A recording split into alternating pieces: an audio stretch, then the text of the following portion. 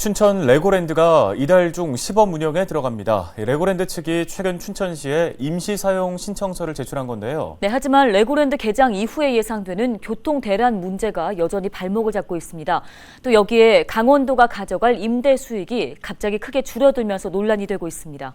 양진호 기자가 보도합니다.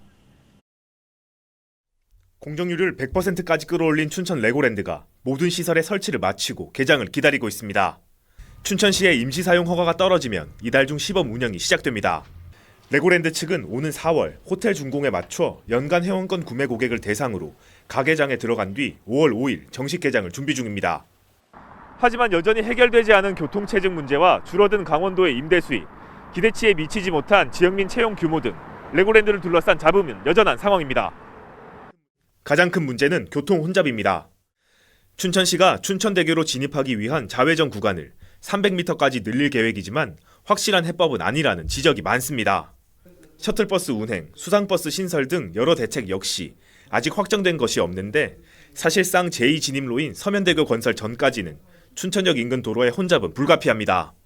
서면대교의 완공 시점은 레고랜드 개장 3년 뒤인 2025년. 더욱이 국비 확보에 실패할 경우 계획했던 4차선 교량 건설에 차질이 발생할 수밖에 없습니다. 서면대교 같은 경우는 국가 사업비를 전제로 한다면 사실 추진하기 어려웠던 사실은 맞습니다.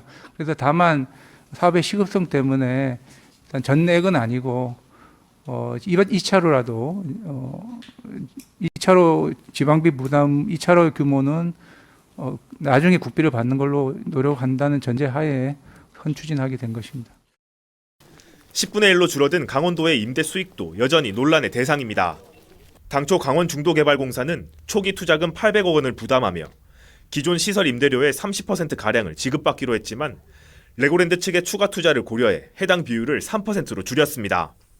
강원도가 레고랜드 건립을 추진하며 직간접적으로 투자한 비용은 약 7천억 원으로 추산됩니다. 이처럼 막대한 비용을 투입하고도 강원도가 가져갈 수익은 크게 줄어든 건데 도의회는 7일부터 시작된 임시회에서 관련 문제를 집중적으로 추궁할 계획입니다.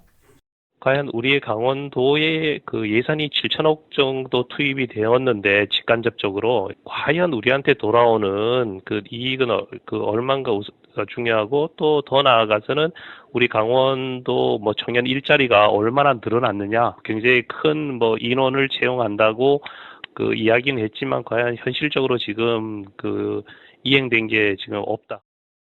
레고랜드 개장까지 남은 시간은 불과 3개월. 그 사이 레고랜드와 강원도, 춘천시가 터져나온 여러 문제들을 얼마나 해결할 수 있을지 지역에 관심이 쏠려 있습니다. 헬로티비 뉴스 양진호입니다.